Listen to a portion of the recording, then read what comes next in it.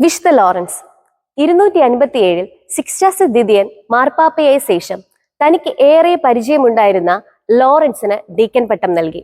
അങ്ങനെ മാർപ്പാപ്പയുടെ ദിവ്യബലികളിലെല്ലാം ശുശ്രൂഷിച്ചു പോവുകയായിരുന്നു ലോറൻസ്. തിരുസഭയുടെ സ്വത്തെല്ലാം കൈകാര്യം ചെയ്തിരുന്നത് ലോറൻസ് ആയിരുന്നു.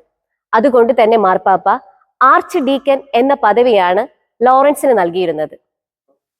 വലേറിയൻ ചക്രവർത്തി 257 ഇറക്കിയ വിളംബരം അനുസരിച്ച് 258 മാർപ്പാപ്പ അറസ്റ്റ് ചെയ്യപ്പെട്ടു.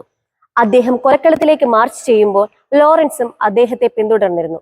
എന്നിട്ട് ഇങ്ങനെ അഭിവാദ്യം ചെയ്തു: പിതാവേ, അങ്ങയുടെ മകനെ കൂടാതെ അങ്ങ് എവിടേക്കാണ് പോകുന്നത്? പരിശുദ്ധനായ പുരോഹിത, അങ്ങയുടെ ഡീക്കനെ കൂടാതെ അങ്ങ് എവിടേക്കാണ് പോകുന്നത്? മാർപ്പാപ്പ ലോറൻസിനോട് ഇങ്ങനെ പറഞ്ഞു: മകനെ, ഞാൻ നിന്നെ ഉപേക്ഷിക്കുന്നില്ല. 3 ദിവസത്തിനകം നീ എന്നെ അനുധാവനം ചെയ്യും.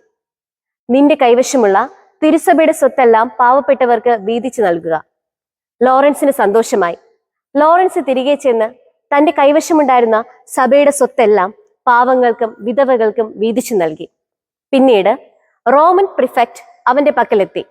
എന്നിട്ട് ഇങ്ങനെ ആവശ്യപ്പെട്ടു: സഭയുടെ സ്വത്തെല്ലാം കാണിച്ചു കൊടുക്കുക. സ്വർണ്ണാഭരണങ്ങളും ബാക്കി സ്വത്തുകളെല്ലാം കാണിച്ചു കൊടുക്കാനാണ് ആവശ്യപ്പെട്ടത്. പക്ഷെ ലോറൻസ് ചെയ്തതോ, തന്റെ സഭയിൽ ഉണ്ടായിരുന്ന പാവങ്ങളെയും വിധവകളെയും എല്ലാവരെയും വിളിച്ചു കൂട്ടി പ്രിഫെക്റ്റിനോട് ഇങ്ങനെ പറഞ്ഞു: ഇതാണ് തിരുസഭയുടെ സ്വത്ത്. കോപാകുലനായി പ്രിഫെക്ട്സ് ലോറൻസിനെ ഇഞ്ചിഞ്ചായി കൊല്ലാൻ തീരുമാനിച്ചു. അങ്ങനെ ലോറൻസിന്റെ വസ്ത്രങ്ങളെല്ലാം അഴിച്ചു മാറ്റി ഒരു ഇരുമ്പ് പലകയിൽ കിടത്തി. എന്നിട്ട് അതിന്റെ താഴെ തീയിട്ടു. അദ്ദേഹത്തിന്റെ ദേഹം അഗ്നിയാൽ വെന്തു നീറുകയാണ്. എന്നാലും ലോറൻസ് പ്രാർത്ഥിക്കാതിരുന്നില്ല. അദ്ദേഹം നിരന്തരം പ്രാർത്ഥിച്ചുകൊണ്ടിരുന്നു.